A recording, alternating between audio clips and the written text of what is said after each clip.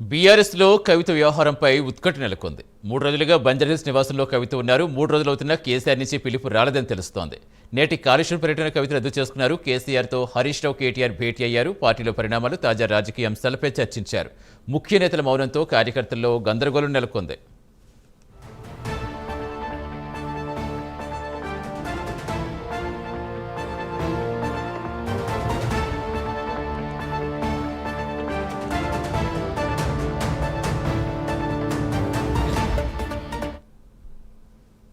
బీఆర్ఎస్లో కవిత వ్యవహారంపై ఉత్కంఠ నెలకొంది. 3 రోజులుగా బంజారాహిల్స్ నివాసంలోనే కవిత ఉన్నారు. 3 రోజులవుతున్నా కేసీఆర్ నుంచి పిలుపు రాలేదని తెలుస్తోంది. పూర్తి సమాచారం ఇచ్చేందుకు మా ఇన్పుట్ ఎడిటర్ రాజేందర్ జాయిన్ అవుతున్నారు. రాజేందర్, అసలు ఏంటి, ఎలా చూడాలి?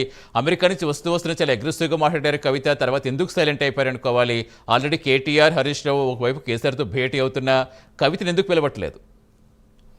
సతీష్, ప్రధానంగా ఏదైతే 6 పేజీల లేఖ పార్టీలో కలకలం సృష్టించి చెప్పవచ్చు. అయితే ఆ తర్వాత జరిగే పరిణామాలు మాత్రం సైలెంట్గా ఉన్నాయి.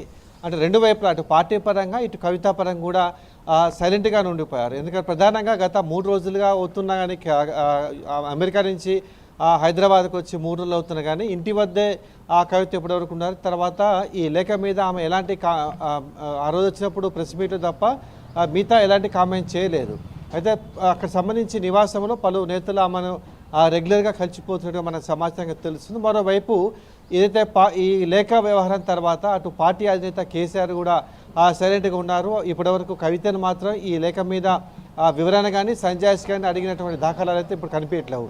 కానీ ఇదే విషయంలో కాళేశ్వరం ఏదైతే జూన్ 5వ తారీఖు 6వ తారీఖు రావాలని ఇప్పటికే నోటీస్ ఇచ్చిన నేపథ్యంలో గత 2-3 దఫాలుగా కేసీఆర్ కేటీఆర్తోనూ అదేవిధంగా హరీష్ రావుతోనూ కూడా ఎర్రవల్లి వ్యవసాయ క్షేత్రంలో మంత్రాలు జరుపుతున్నారు. కానీ ఈ కవిత విషయంలో మాత్రం ఎలాంటి నోరు విఫలమని చెప్పవచ్చు. ప్రధానంగా సైలెంట్గా ఉన్న నేపథ్యంలో ఈ ఇష్యూని ఇంతతో పులిసా పెడతారా, లేకపోతే తదుపరి ఏదైనా యాక్షన్ తీసుకుని రెడీ అవుతున్నారా మాత్రం ఇంకా సస్పెన్స్గానే ఉందని మనం చెప్పవచ్చు.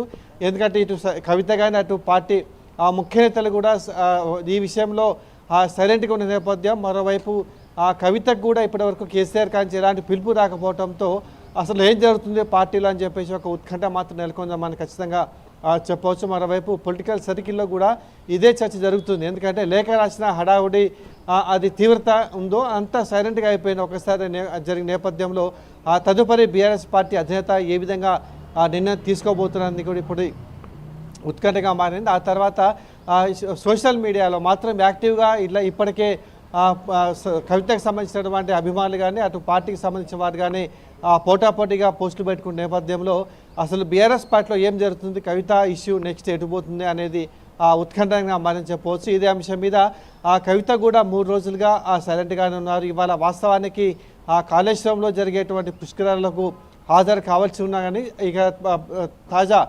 రాజకీయ పరిణామాల నేపథ్యంలో దాన్ని ఆమె పోస్ట్పోన్ చేసినట్టుగా మనకు స్పష్టంగా తెలుస్తుంది. అంటే మొత్తం మీద అటు కేసీఆర్ కానీ ఇటు కవిత కానీ దీని ఇష్యూ మీద ఏమైనా మాట్లాడతారా, లేకపోతే పార్టీ ఏ విధంగా దీన్ని తీసుకోబోతుందనేది మాత్రం ఉత్కంఠ నెలకొంది. మరోవైపు ఇద్దరు కూడా సైలెంట్గా ఉండడంతో పార్టీలో ఏం జరుగుతుందని మాత్రం ఆ పార్టీ క్యాడర్లో కూడా కొంత తీవ్ర చర్చ జరుగుతున్నట్టుగా మనకు తెలుస్తుంది. Satish, right, thank you Rajender.